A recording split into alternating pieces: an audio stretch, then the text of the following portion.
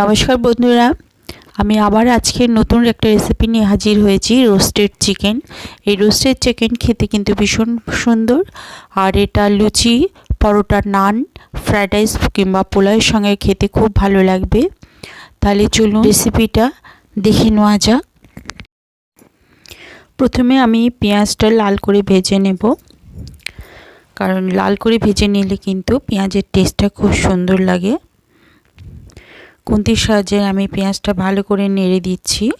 নেড়ে দিয়ে এবার আমি ফ্লেমটাকে লোতে রেখে দিচ্ছি। পেঁয়াজটা হতে থাকুক এবং পেঁয়াজের গায়ে থেকে তেল ছাড়বে। অবশ্য বাজার থেকে কিনে নিয়ে এসেছি, এইভাবে পিস করে কেটে লেগ পিস আমি নিয়ে এসেছি। সবগুলোই আমার লেগ পিস। এগুলো ভালো করে পরিষ্কার করে আমি ধুয়ে নিয়েছি। এবার আমি এগুলো কড়াইতে ভাজা পেঁয়াজের উপর আমি বিছিয়ে দেব। সুন্দর করে একটা একটা করে বিছিয়ে দিতে হবে। এই রান্না কিন্তু খেতে ভীষণ সুন্দর লাগবে। এইভাবে যদি করা যায় রান্নাটা, তাহলে কিন্তু মুখে একদম লেগে থাকবে। আর এই রেসিপিটা করার সময় খেয়াল রাখতে হবে যেন জল কিন্তু দেওয়া চলবে না। রেসিপিটা একদম পুরো এইভাবে ড্রাই করে করতে হবে। যেহেতু আমি রোস্টেড, শুধু আমি এই কড়াইয়ের উপরে আমি চিকেনগুলো রোস্ট করে নেব। এবার আমি এপিট ওপিট করে পেঁয়াজের সঙ্গে ভেজে নেব। এই রোস্টেড চিকেন বেশিক্ষণ টাইম লাগবে না, একটু ঢাকা দিয়ে নিচ্ছি। ওই পিঠটা হয়ে গেলে আবার এই পিঠটা আমি উল্টে দেব, তাহলে আমার দু পিঠ আমার নরম হয়ে যাবে। কিছুক্ষণ পর পর ঢাকা খুলে উল্টে পাল্টে দিতে হবে।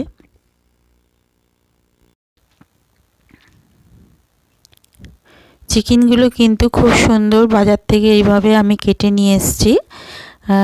এবার আমি আমার এখানে আদা আর রসুন বাটা আমি দিয়ে দিলাম।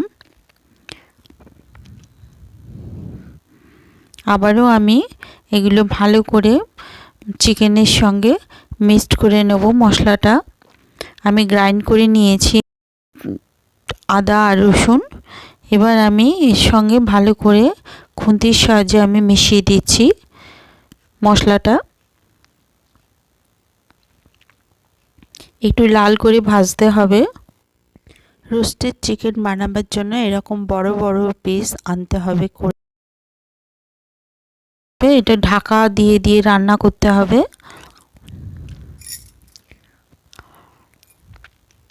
এখানে আমি কোনো রকম জল ইউজ করব না,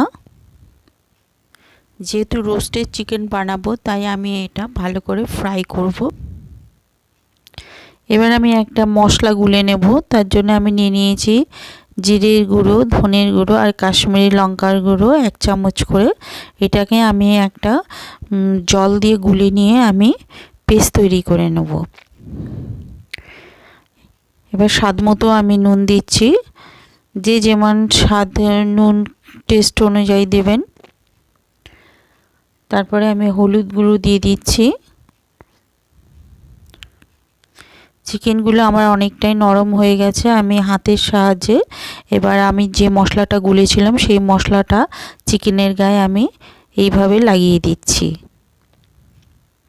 কারণ খুন্তির সাহায্যে লাগালে কিন্তু পুরো হবে না, তাই আমি হাত দিয়ে এটা ভালোভাবে লাগানো যাবে, তাই আমি হাত দিয়ে আমি এটা লাগিয়ে দিচ্ছি। দিয়ে এবারে এক পিঠ আমি উল্টে দিয়ে আর এক পিঠে আমি মশলাটা আবার লাগিয়ে দেব।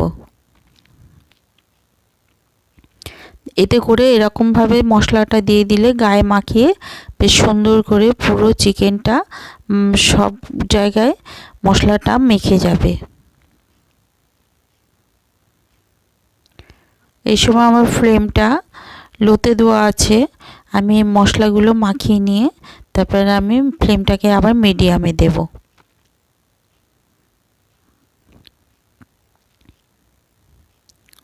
এবার ফ্লেমটা আমার মিডিয়ামে দিয়েছি। এবার আরেকটু আমি মশলাগুলো হতে দেব। মশলাগুলো যখন লাল হয়ে যাবে, ভাজা ভাজা হয়ে যাবে, তখন বুঝতে হবে যে চিকেনটা হয়ে এসছে। তবে চিকেনটা আর একটু মশলার সঙ্গে কষাতে হবে, তাহলে চিকেনটা আর একটু নরম হয়ে যাবে। আমি খুন্তি দিয়ে নিচ থেকে মশলা তুলে তুলে চিকেনের উপরে দিয়ে দিচ্ছি। আলতো হাতে নাড়াতে হবে।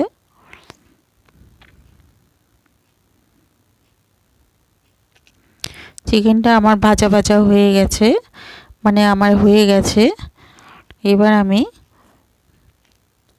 চিকেনগুলো আবার আমি একটুখানি উল্টে পাল্টে এইভাবে দিয়ে নামিয়ে নেব। দেখুন আমার সুন্দরভাবে একটা কালার এসছে এবং মশলাগুলো গায়ে সব মেখে গেছে চিকেনে। এবার একটু ঢাকা দিয়ে দিলাম আর একটু সিদ্ধ হবে বলে। এবার আমি এই যে মশলাগুলো উঠিয়ে নেব একটা বাটিতে। এই যে দেখুন বাটিতে আমি উঠিয়ে নিয়েছি। কড়াইতে আমার তেলটা রয়ে গেছে, এই তেলটা রয়ে গেছে।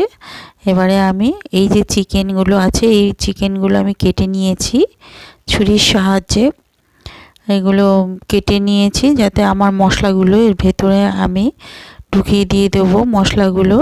তাহলে প্রতিটা কামড়ে মশলাটা বেশ টেস্টি হবে চিকেনে মাংসের সঙ্গে। এই জন্য কেটে কেটে নিচ্ছি। এর মধ্যে আমি মাংসগুলো মশলাগুলো সব ঢুকিয়ে দেব। খুব সহজেই এটা চিকেন রোস্টটা বানানো হয়ে গেল। আপনারা এইভাবে বানাবেন। যদি ভালো লেগে থাকে অবশ্যই লাইক, শেয়ার ও কমেন্টস করবেন আর সাবস্ক্রাইব করতে ভুলবেন না। আশা করি রেসিপিটা খুব ভালো লাগবে। এইভাবে বানিয়ে খাবেন, তাহলে কিন্তু পুরো একদম হোটেলের স্টাইলের হয়ে রান্নাটা পুরো হবে লাগবে খেতে। আর অনুষ্ঠান বাড়িতেও যেভাবে রান্না করে সেইভাবে দেবেন। এই চিকেনের মধ্যে এই মশলাগুলো ঢুকিয়ে দিতে হবে, তাহলে হাত দিয়ে দিতে হবে, তাহলে গিয়ে ভেতরে মশলাগুলো চলে যাবে এবং যখন চিকেনটা কামড় পড়বে তখন মুখে একটা বেশ সুন্দর টেস্ট লাগবে। তাহলে আমার হয়ে গেল, মশলাগুলো সব ভেতরে ঢুকিয়ে দিয়ে দিলাম। তাহলে এইভাবে বানিয়ে নেবেন, ভীষণ সুন্দর খেতে লাগবে। আজ এই পর্যন্ত, ধন্যবাদ।